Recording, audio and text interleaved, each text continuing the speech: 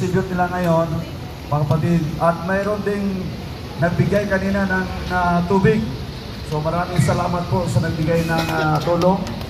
At muli, bago tayo alis sa lugar na ito, mga kapatid, linisin natin yung mga basura natin, ligpit natin, para alis tayo ng malinis sa lugar na ito.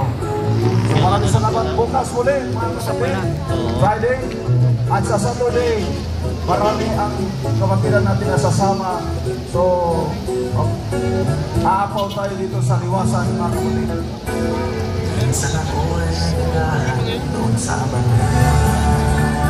Lahat ng mga ministro ay punta sa stage.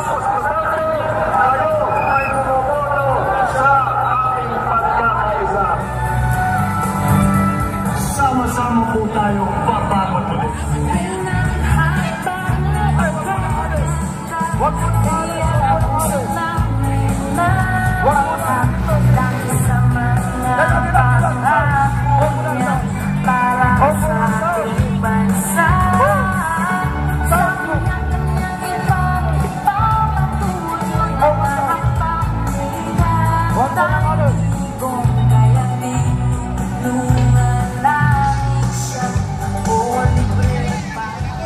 Mga kababayan, tayo pasalamat sapagkat kasama po natin ngayon ang spokes ng bayan, si Atty. Harry Roque.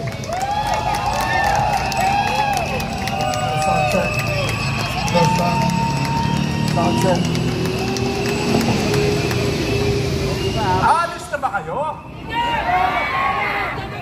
Kasi nagpakuha pa ako ng pagkain dahil nung isang araw. Sino kakain ng pagkain na dala-dala kung kayo aalis? Diba? Anong araw ba ngayon? Huwebes! Ano ba ngayon? Huwebes! Bakit kayo mag-aalis ng umaga?